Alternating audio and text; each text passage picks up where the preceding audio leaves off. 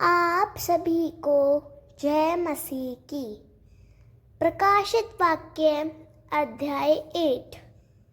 क्या आप जानते हैं, जब स्वर्ग में 7वीं मोहर खोली गई तो पूरा आकाश आधे घंटे तक मौन हो गया।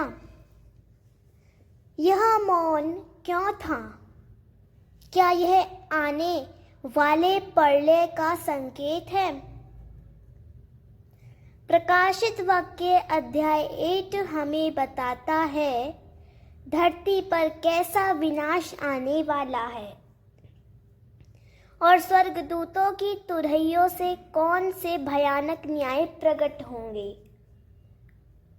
आज हम एक एक वचन को सरल भाषा में समझेंगे ताकि आप जान सकें कि यह संदेश केवल भविष्य के लिए नहीं बल्कि आज आपकी जिंदगी से भी जुड़ा हुआ है। तो बने रहिए अंत तक, क्योंकि इसमें छिपा है वह रहस्य जिससे आपकी आत्मा जाग उठेगी। वचन 1। जब मेमने ने 7वीं मोहर खोली तब स्वर्ग में लगभग आधे घंटे का सन्नाटा छा गया। व्याख्या। यहाँ मेमने यीशु मसीह 7वीं मोहर खोलता है। पहले 6 मोहरों में अलग अलग घटनाएं दिखाई गई थी, लेकिन 7वीं मोहर खोलने पर तुरहियों की शुरुआत होती है। आधे घंटे का सन्नाटा दर्शाता है कि स्वर्ग में सब भय और गंभीरता से प्रतीक्षा कर रहे हैं, क्योंकि परमेश्वर का अंतिम न्याय प्रकट होने वाला है। यह सन्नाटा उस बड़े तूफान से पहले की शांति है। वचन 2।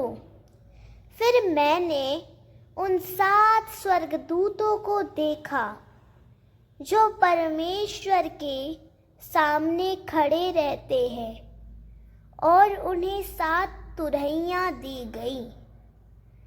व्याख्या। 7 तुरहियां परमेश्वर के न्याय और चेतावनी का प्रतीक है।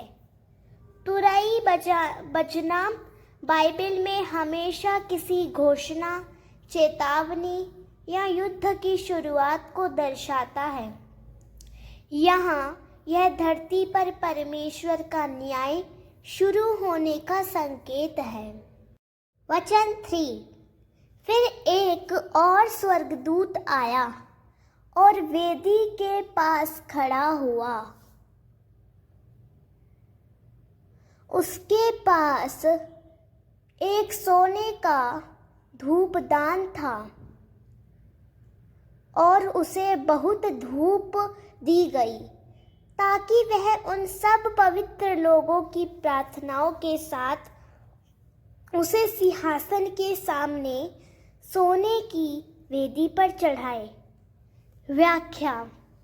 यह वचन दिखाता है कि संतों की प्रार्थनाएं स्वर्ग में बहुत मूल्यवान हैं।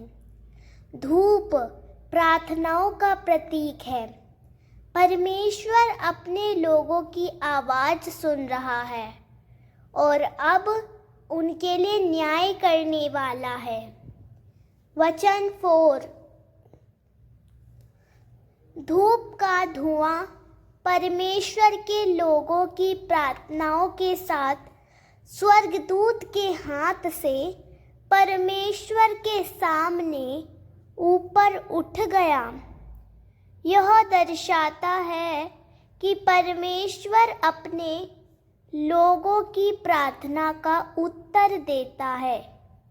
न्याय सिर्फ दुष्टों के लिए दंड नहीं है, बल्कि धर्मियों की प्रार्थना का उत्तर भी है। वचन 5। फिर स्वर्गदूत ने धूप दान लिया और वेदी से आग भरकर धरती पर फेंकी और वहाँ गड़गड़ाहट आवाजें, बिजली की चमक और भूकंप हुआ। व्याख्या: यहाँ आग परमेश्वर के न्याय और पवित्रता का प्रतीक है। जैसे जैसे प्रार्थनाएं ऊपर गई वैसे ही न्याय धरती पर उतर आया।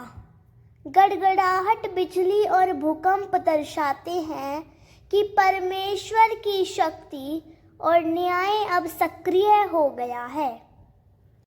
वचन 6। फिर वे 7 स्वर्गदूत जिन्होंने 7 तुरहियां पाई थीं, तुरही फूंकने को तैयार हो गए। अब न्याय शुरू होने की पूरी तैयारी है। हर तुरही के साथ एक नई विपत्ति या घटना घटती है। वचन 7। पहले स्वर्गदूत ने तुरही फूंकी और ओले और आग खून के साथ मिश्रित होकर धरती पर गिर गए। 1/3 धरती जल गई, 1/3 पेड़ जल गए और सारी हरी घास जल गई। व्याख्या: पहली तुरही प्राकृतिक आपदा दर्शाती है। धरती की उपज और हरी घास नष्ट हो जाती है। यह मनुष्य को दिखाता है कि वह परमेश्वर पर निर्भर है, न कि अपने संसाधनों पर। वचन 8। दूसरे स्वर्गदूत ने तुरही फूंकी और कुछ ऐसा जो जलती हुई एक बड़ी पहाड़ जैसी चीज लगती थी, समुद्र में फेंकी गई। समुद्र का 1/3 खून बन गया। व्याख्या: यह एक बड़ी आग से जलती हुई वस्तु, संभवतः उल्कापिंड या ज्वालामुखी, समुद्र में गिरती है। समुद्र का 1/3 खून में बदलना मृत्यु और विनाश को दर्शाता है। वचन 9। समुद्र में रहने वाले जीवों का 1/3 मर गया और जहाजों का 1/3 नष्ट हो गया। व्याख्या: दूसरी तुरही का परिणाम है समुद्री जीवन और व्यापार का विनाश। यह आर्थिक और प्राकृतिक तबाही को दिखाता है। वचन 10।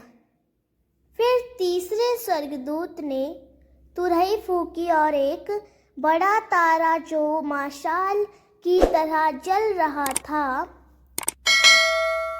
आकाश से गिरा। वह नदियों और पानी के झरनों के 1/3 पर गिरा। व्याख्या: यह एक गिरता हुआ तारा, शायद उल्का है, जो मीठे जल के स्रोतों पर गिरता है। यह लोगों को प्रभावित करता है क्योंकि जल जीवन के लिए आवश्यक है। वचन 11। उस तारे का नाम कड़वाहट है। नदियों और पानी का 1/3 कड़वा हो गया और बहुत से लोग पानी पीने से मर गए। व्याख्या: कड़वाहट वर्मवुड का अर्थ है पीड़ा और मृत्यु। मीठे जल का जहरीला होना दर्शाता है कि लोग जीवन के लिए आवश्यक वस्तु से भी वंचित हो जाएंगे। वचन 12।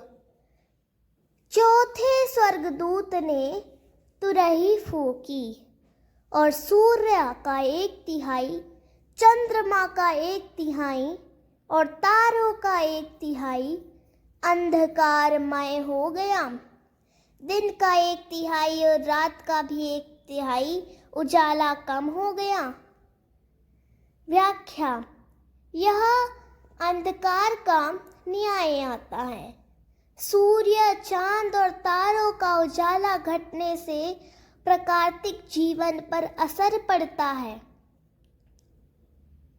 यह लोगों को याद दिलाता है कि प्रकाश का स्रोत केवल परमेश्वर है। वचन 13।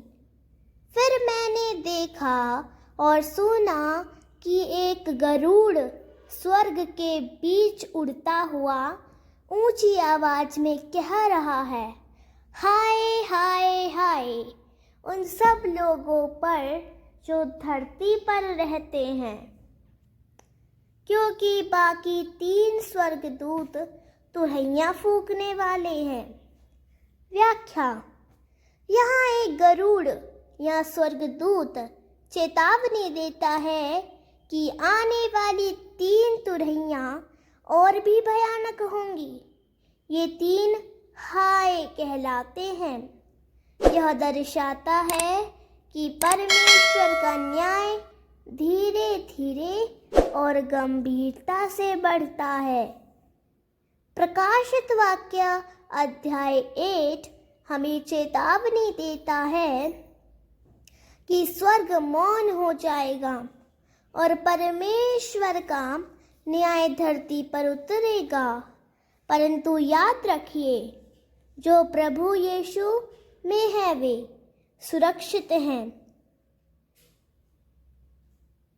क्या आप तैयार हैं प्रभु के आने के लिए? अगर हाँ, तो कमेंट में लिखें, मैं तैयार हूँ। इस वीडियो को शेयर करें ताकि और लोग भी परमेश्वर का वचन जान सकें। अगले अध्याय में हम और गहराई से प्रभु की योजना समझेंगे। तब तक प्रभु यीशु मसीह की शांति आप पर बनी रहे। आमीन। जय मसीह की।